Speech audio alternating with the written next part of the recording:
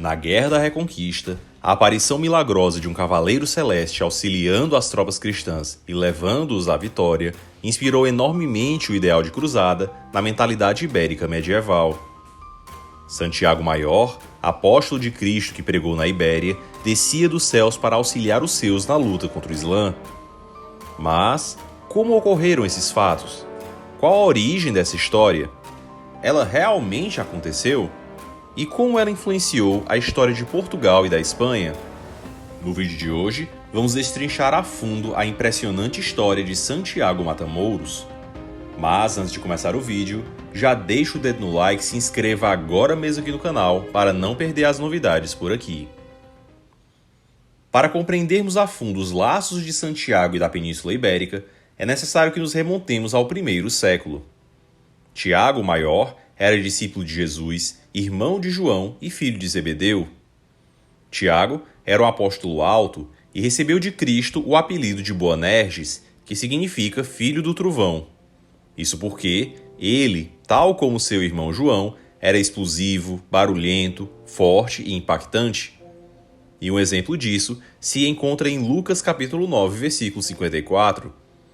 Quando Jesus é recusado pelos samaritanos, Tiago teria perguntado: Senhor, queres que digamos que desça fogo dos céus e os consuma, tal como Elias também fez? Ou seja, era um discípulo intenso e colérico e explosivo como um trovão. Mas, pouco antes da sua ascensão, Jesus ordena que os apóstolos se dispersem pelo mundo para pregar o Evangelho. Mateus vai à África, Tomé à Ásia, Pedro para Roma e Tiago para a Península Ibérica. Esse local era uma região já repleta de judeus há muito tempo, e lá Santiago Maior formaria suas primeiras comunidades cristãs. Mas os esforços de Tiago naquela região estavam sendo extremamente infrutíferos. Poucos aderiam à crença em Jesus a partir dos seus ministérios, e sua missão parecia fracassar completamente. E para piorar, Tiago precisava voltar a Israel, também porque Maria estava muito doente, já quase morrendo.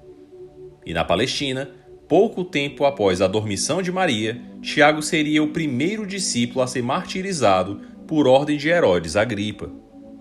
E assim, acabava na terra a infrutífera missão de São Tiago Maior. Segundo a tradição, 2 de seus discípulos da Ibéria teriam levado seus restos mortais da Terra Santa para o sepultarem na Galícia, onde, com o passar do tempo, acabou sendo esquecido. Isso porque, tão logo os discípulos o sepultaram, já tiveram de fugir com medo do governador local, que era hostil ao cristianismo. E assim, o túmulo de Tiago Maior fica indistinguível de qualquer outro túmulo. Se sabia na tradição popular que o apóstolo teria sido levado para ser sepultado na Galícia, mas ninguém sabia onde exatamente. E assim, o túmulo do apóstolo teria ficado desconhecido por todo esse período. Santiago só voltaria à evidência, curiosamente, no século IX, em meio a uma situação peculiar. Com a conquista muçulmana da Península Ibérica de forma avassaladora, alguns da nobreza visigoda passaram a se refugiar no montanhoso território das Astúrias, onde formaram um reino. E, após resistirem a muitas incursões mouras, conquistaram a sua independência. Mas, para que cessassem os ataques, alguns reis asturianos pactuaram o pagamento de um tributo, por meio do qual asseguravam seu território livre de guerras.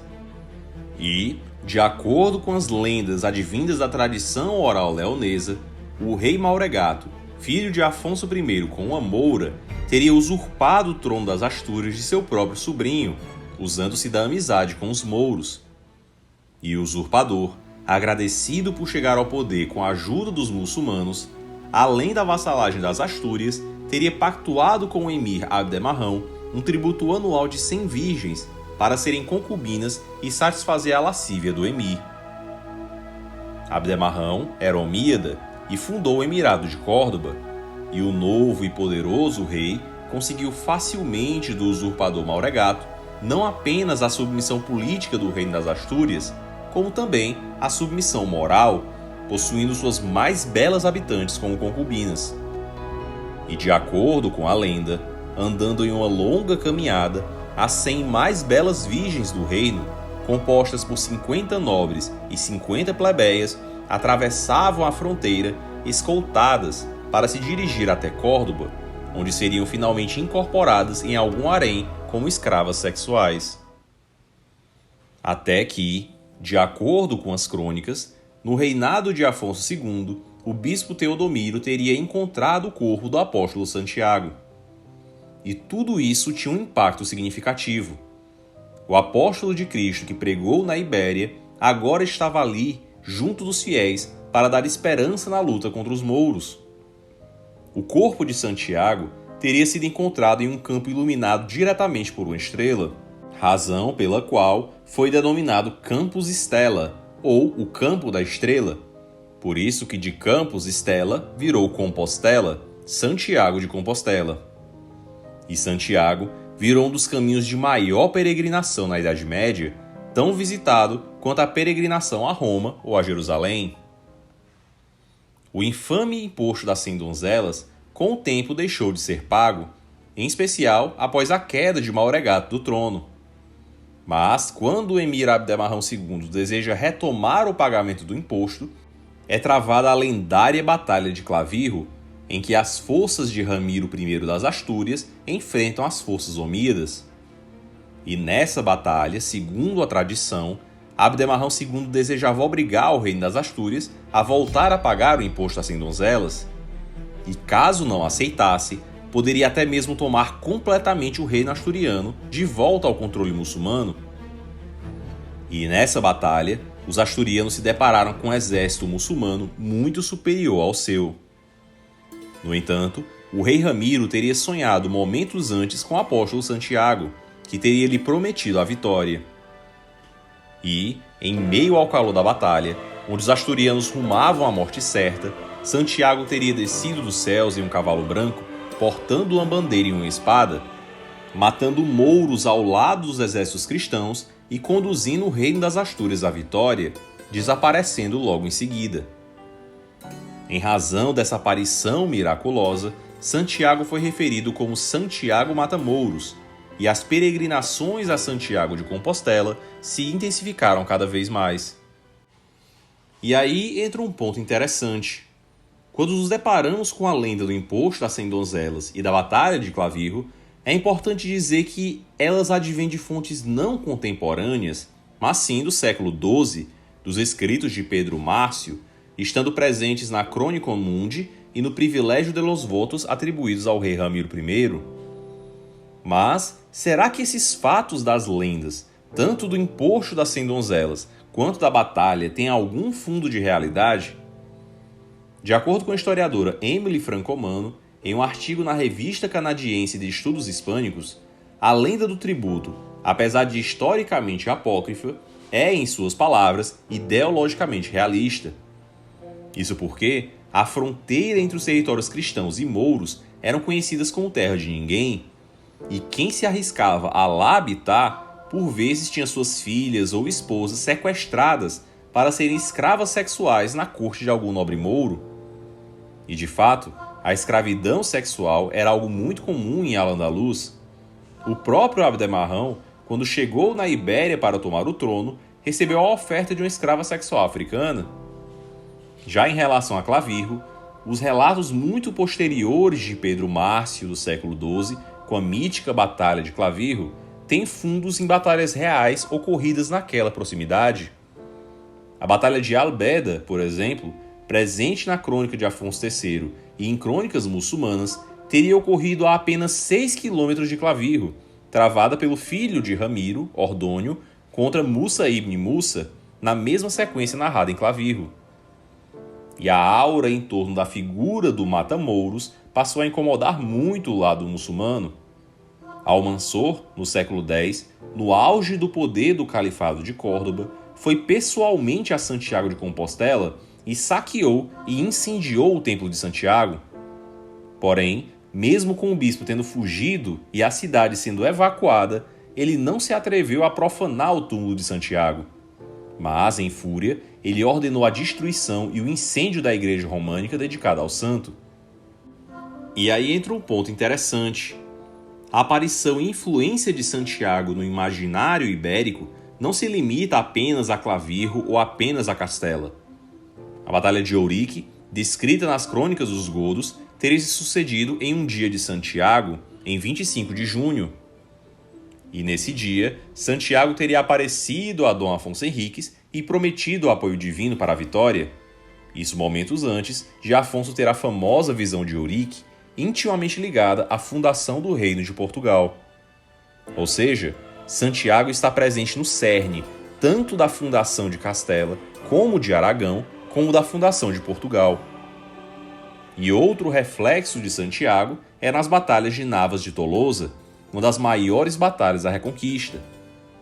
Em uma batalha de 3 reinos cristãos juntos, em que mesmo assim a força moura era quase o dobro da dos reinos cristãos, esses teriam sido ajudados por um pastor misterioso que conseguiu surpreender as forças muçulmanas por detrás dos montes, e Santiago, nessa batalha, também teria aparecido para ajudar os cristãos à vitória. E a partir dessa série de prodígios, é fundada uma ordem cruzada própria, destinada a proteger não só o caminho de Santiago, como também impulsionar a reconquista na Península Ibérica. Fundada por Pedro Fernandes de Castro, a Ordem de Santiago da Espada teria um papel decisivo em várias batalhas contra os mouros, entre as quais se destacam a conquista de Sevilha e as próprias Navas de Tolosa, onde a Ordem também esteve presente. E a Ordem de Santiago esteve presente tanto em Portugal como na Espanha. E o interessante de notar é que tanto no mundo hispânico como no mundo lusófono, muitos negros e índios receberam também o hábito da Ordem de Santiago. Podemos destacar no Brasil o alferes pernambucano Amaro Cardigo, o baiano Manuel Gonçalves Doria e, em Portugal, o preto João de Sá Panasco, que inclusive já foi tema de vídeo aqui do canal. No mundo hispânico, por sua vez, houve também exemplos outorgados a indígenas, como Nicolás Luís Montañez, que chegou a ser representado em uma pintura com o hábito da Ordem de Santiago, bem como também descendentes de nativos, como Pedro Tesífono Montezuma de la Cueva, que era descendente direto de Montezuma, e no século XVII recebeu também o hábito da Ordem. Assim, Santiago Mata-Mouros está impregnado no espírito cruzadístico ibérico, seja ele castelhano, aragonês ou português. A Cruz de Santiago estampava muitos navios espanhóis que se dirigiam ao Novo Mundo e até hoje tem uma influência desproporcional na Espanha, sendo quase que um padroeiro do mundo hispânico como um todo. Em todas as batalhas da Reconquista e até mesmo nas aventuras no Novo Mundo, o nome de Santiago estava sempre na boca dos combatentes espanhóis que o invocavam como santo protetor.